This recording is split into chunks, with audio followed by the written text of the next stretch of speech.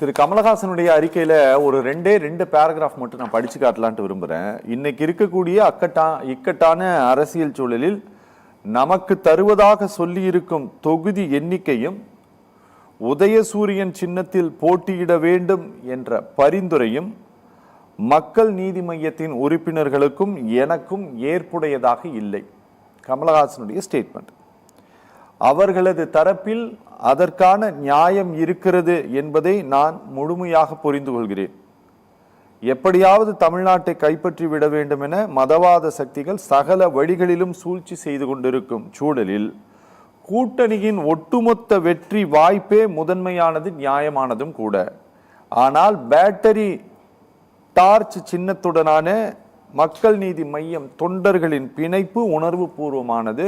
ஏனெனில் battery torch என்பது எங்களுக்கு வெறும் சின்னம் அல்ல, அது எங்களின் அடையாளம். கடந்த 9 ஆண்டுகளாக எந்த ஆதாயமும் இன்றி என்னோடு பயணிக்கும் என் தொண்டர்களின் உணர்வுகளை என்னால் புறக்கணிக்க முடியாது, புறக்கணிக்கவும் மாட்டேன். தெளிவா சொல்லிட்டாரு. சில தொகுதி தான் அப்படின்ட்டு. என்ன சார், கமலஹாசன் கிட்ட இருக்கக்கூடிய இந்த வெளிப்படை தன்மை இருக்குல்ல சார், இந்த வெளிப்படைத்தன்மை எங்களை போட்டி போட சொன்னாங்க, அதுவும் 1-2 தொகுதி தான் அப்படிங்கிறதுனால தொகுதி எண்ணிக்கை 1-2ன்னு சொல்லல, தொகுதி எண்ணிக்கை அப்படின்னு சொல்லியிருக்காரு சார். இது ஒரு மாநில கட்சியினுடைய தலைவராக இந்த டிரான்ஸ்பரன்சி இருக்குல்ல சார், இந்த டிரான்ஸ்பரன்சியை வாசன் கிட்ட நாங்க எதிர்பார்க்கலாமா சார்? ஆக்சுவலா ரொம்ப தெளிவா, இதுதான் முதல் சுற்றுலயே நான் பேசும்போது சொன்னேன், மிக தெளிவாக ஒரு விஷயத்த கமலஹாசன் முடிவெடுத்திருக்காரு. நம்ம சகோதரர் ஒருத்தர் பேசணும்னு சொன்னார், அவர் பயந்துட்டாரு, அவர் இந்த மாதிரி அவருக்கு இது இல்ல, திராணி இல்ல, அவர் வேல்முருகன் பாத்தீங்களா வெளியே போயிட்டாரு. நான் அதனாலதான் உங்ககிட்ட காட்டினேன். இல்ல என்னன்னா அவர் என்ன நினைக்கிறாருன்னா, ஏன் கமலஹாசன் அங்கேயே இருக்காரு, வெளியே போயிட வேண்டியதானே.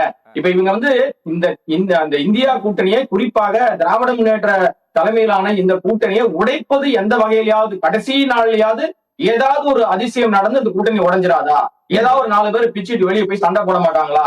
இது ரத்தம் குடிக்கும் ஓநாய்களாக காத்துக்கிட்டு இருக்கிற நபர்களுக்கு, அதுவும் குறிப்பாக மதவாத சக்திகள் என்று அடையாளப்படுத்தப்பட்ட பலரும் இன்னைக்கு பசுத்தோல் போத்திட்டு உள்ள நரித்தலை வச்சுட்டு வந்துகிட்டு இருக்காங்க. தமிழ்நாட்டை கபலீகரம் செய்ய வேண்டும். இன்றைக்கு ஒட்டுமொத்தமாக புரட்சி தலைவர் எம்ஜிஆர் அவரால் உருவாக்கப்பட்ட அதிமுக காணா போயிடுச்சு. அம்மையார் ஜெயலலிதா அவர் அவர் விட்டுட்டு போகும்போது 45 லட்சம் தான் இருந்தாங்க அங்க கேடஸ். அப்புறம் அம்மையார் ஜெயலலிதா வந்த பிறகு அது 1.5 கோடியாக மாறுச்சு. இன்னைக்கு எடப்பாடி அவருக்கு ரொம்ப சந்தோஷமா இருக்கிறதா சகோதரர் ஒருத்தர் பேசினாரு. எடப்பாடி சந்தோஷமா இருக்காரான்னு தனியா கேட்டாதான் தெரியும் சார். அவருக்கு இருக்கிற அழுத்தம், அவருக்கு இருக்கிற பிரச்சனை, தன் பதவியை காப்பாத்திக்கணும், ஜெயிக்கிறோமோ தோக்குறோமோ அது பிரச்சனை இல்லை, ஆனால் தனக்கு அந்த பொதுச் செயலாளர் அடையாளம் வேணும்ன்றதுக்காகத்தான் வேறு வழி இல்லாமல் இந்த கூட்டணியில் நிலைக்கிறார். ஏன்னா இன்னைக்கு வாசனுக்கு 5 இடங்களை கையெழுத்து போடுறது யார் சார்? இன்னைக்கு அவர் பாஜக சின்னத்தில் நிற்கிறார், ஆனா 5 இடங்களை ஒதுக்கி கையெழுத்து போட்ட அந்த தலைவர் யார்? எடப்பாடி தானே.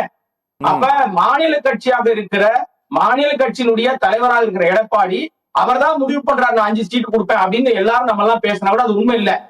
ஏற்கனவே டெல்லி என்ன சொல்லுதோ, ஆல்ரெடி இங்க எனக்கெல்லாம் 30 வருஷமா நான் பத்திரிகையாளராக இருக்கேன் சார். பல முறை மோடி அவர்கள் டெல்லியில இருந்து அம்மையாரை பாக்குறதுக்காக போயஸ் கார்டன் வாசல்ல காத்து கிடந்த காட்சிகள்லாம் செய்தி எடுத்தவன், நான் செய்தியாக சேகரிச்சவன். இன்னைக்கு நிலைமை என்னன்னா, இங்க இருந்து டெல்லிக்கு ஓடுறாங்க, கார் மாறி மாறி ஓடுறாங்க.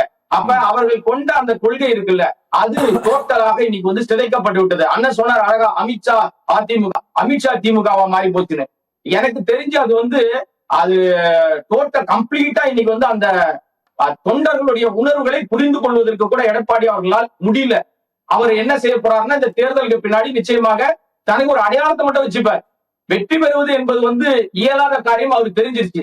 ஆனா ஒரு விஷயத்துல உறுதியா இருக்காரு. என்ன உறுதியா இருக்காருன்னா, கட்சியை நம்ம கட்டுக்கோப்பா நம்ம கையிலேயே வச்சுக்கணும். அது எத்தனை பேர் வெளியே போனாலும் பரவாயில்ல, எத்தனை பேர் உள்ள இருந்தாலும் பரவாயில்ல. நீங்க சொன்னீங்க இல்லைங்களா, அவர் தெளிவாக சொல்லியிருக்கிறார் அந்த பேர அறிக்கையிலேயே.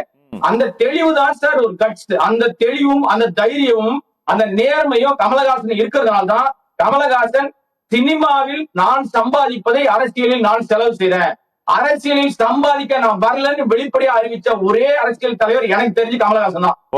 ஏன்னா கமலஹாசனுடைய அனைத்து பேச்சுகளையும் தொடர்ச்சியா நீங்க பாத்துட்டு இருந்தீங்கன்னா தெரியும், ஓகே பதவிக்காகவோ அல்லது பல்வேறு விஷயங்களுக்காகவோ யார்கிட்டயும் சமரசம் செய்யவில்லை.